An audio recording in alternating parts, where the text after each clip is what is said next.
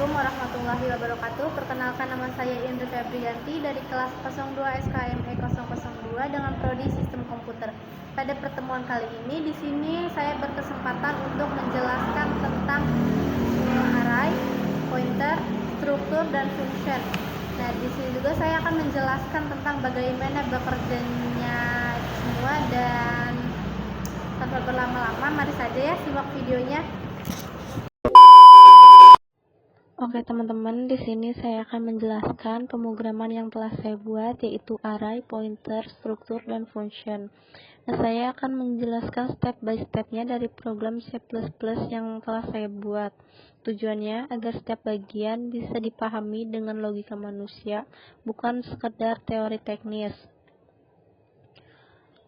Dan saya juga sudah membuat pemrogramannya.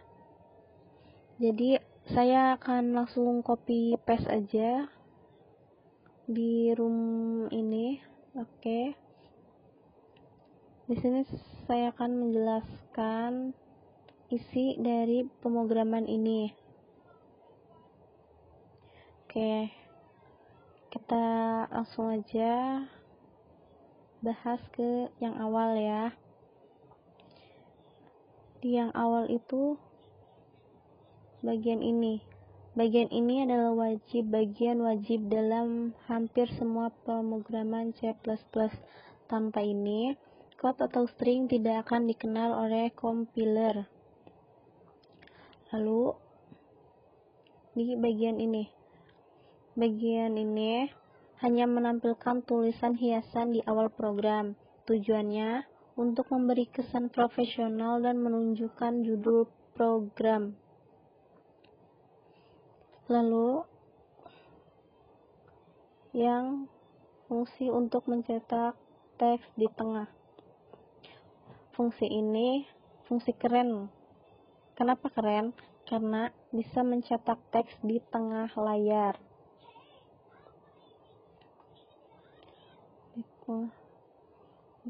Dan width sama dengan 45, itu artinya kita atur lebar layarnya 45 karakter. Dan yang pad 45 karakter ya teman-teman. Karena di situ 45 jadi 45 karakter. Kita bisa mengatur lebar layarnya. Lalu yang pad ini menghitung berapa banyak spasi di depan supaya teksnya pas di tengah. Dan yang stew itu adalah fungsi dari ion manip untuk memberi spasi padding sebelum teks. Nah, begitu. Lalu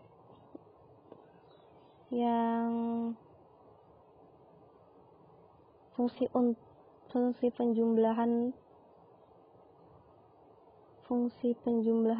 penjumlahan ini dia akan menjumlahkan dua angka. Jadi semisal nanti teman-teman memasukkan angka yang pertama 4 dengan yang kedua 5, itu nanti dia akan langsung muncul hasilnya, yaitu 9.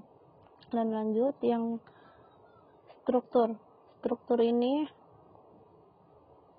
adalah kumpulan variabel dalam satu wadah. Di sini menyimpan data mahasiswa, nama mahasiswa, dan 5 mahasiswa.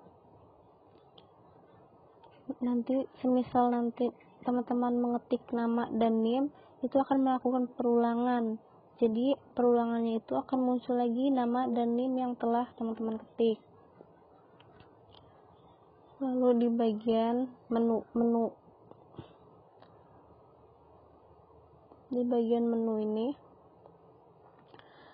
fungsi ini adalah menunya ini ada 5 ya teman-teman, yaitu contoh array, tampilan data mahasiswa, contoh pointer, fungsi penjumlahan, dan yang terakhir itu keluar.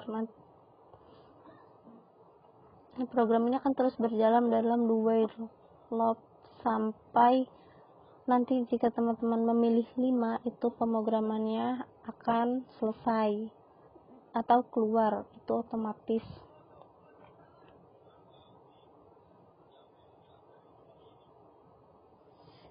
Nah, yang pertama ini ada contoh array ya teman-teman, contoh array. Nah, ini ada contoh array. Array itu sekumpulan nilai dalam satu variabel. Dengan for loop, semua nilai dicetak satu per satu. Nah, di sini ketika teman-teman mengetik 1 itu akan muncul 80, mengetik 2, 3, 4, dan 5 itu akan berurutan dengan yang ada di program. Jadi nanti ketika teman-teman mengetik 1 atau 2 atau 3 itu langsung muncul otomatis di code-nya nanti. Lalu ada data mahasiswa. Data mahasiswa di sini diminta input nama dan NIM, lalu datanya ditampilkan kembali. Nah, ketika teman-teman mengetik nama dan NIM itu akan melakukan perulangan kembali. Jadi nanti hasilnya itu akan sesuai dengan yang teman-teman ketik di awal. Lalu yang ketiga ada contoh pointer. Nah, pointer ini adalah variabel yang menyimpan alamat memori. Memori ini mencakup tiga, yaitu nilai asli, alamat memori, dan isi dari pointer tersebut. Nah, ini ada in angka 42. Nah, nanti itu di code-nya juga akan muncul angka 42. Lalu di fungsi penjumlahan. Fungsi penjumlahan ini pengguna diminta memasukkan 2 angka lalu diproses dengan fungsi penjumlahan. Nah, semisal teman-teman memasukkan angka pertamanya itu 5 dan angka keduanya itu 6. Nah, di situ otomatis pemrogramannya akan mencetak hasilnya 11. Nah, yang ini keluar dari program ini menutup program dan keluar dari do while.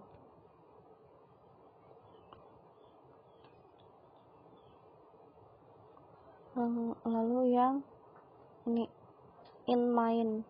Fungsi main ini adalah gerbang utama program. Ketika program dijalankan, urutan eksekusinya yaitu yang pertama tampilkan banner, yang kedua tampilkan nama tengah, yang ketiga jalankan menu, dan yang keempat selesai. Oke, di sini langsung aja ya kita coba apakah pemrogramannya berhasil. Tunggu dulu sebentar.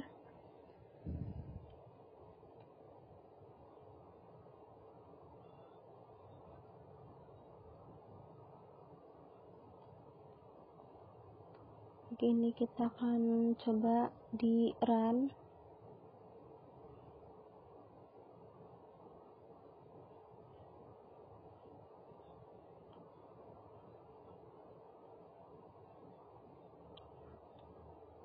Dan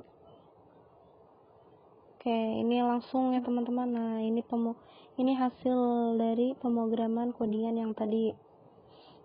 Di sini sudah langsung muncul hasil tampilan utamanya. Tampilan utama di sini juga terdapat nama dan NIM ya, nama yang saya masukkan tadi dan NIM yang telah saya masukkan juga. Lalu di sini juga ada menu.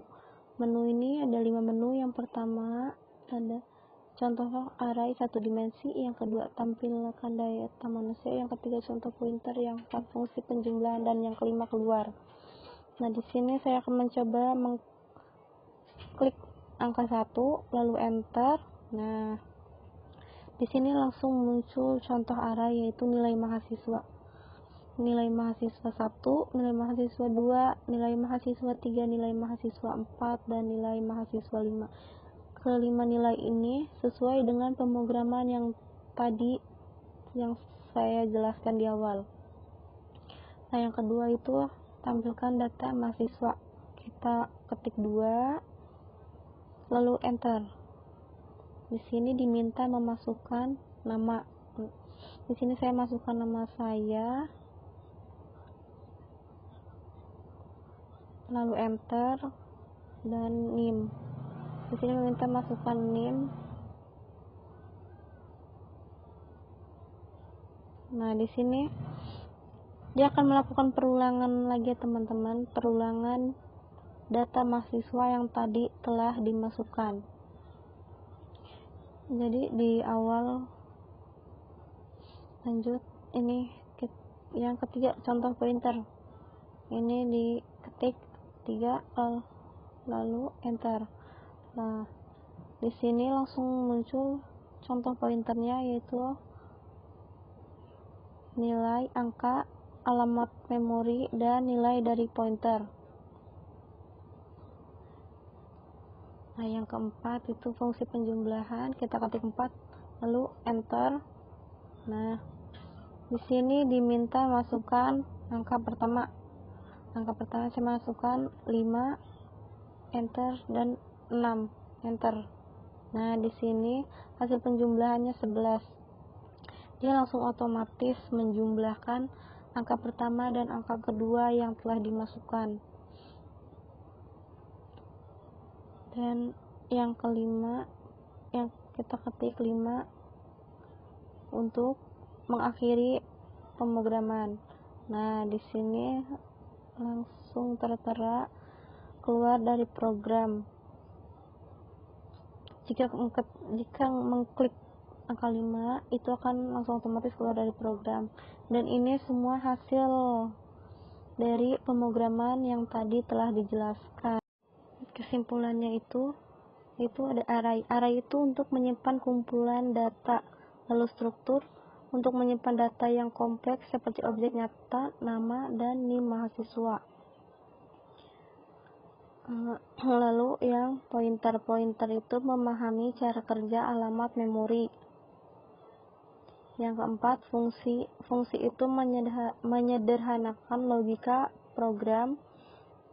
Dan yang kelima, keluar itu mengakhiri program yang telah dijalankan. Nah, jadi programannya sudah berjalan dengan lancar, dan programannya juga sudah berhasil ya teman-teman. Cukup itu saja yang bisa saya jelaskan. Jika ada kekurangan atau kesalahan kata, saya mohon maaf, dan semoga materi yang saya jelaskan ini bisa menambah wawasan teman-teman. Wabillahi taufiq wal hidayah. Wassalamualaikum warahmatullahi wabarakatuh. Teman-teman, jangan lupa ya videonya di like, di komen, di subscribe, dan di share ya teman-teman. Oke, bye-bye.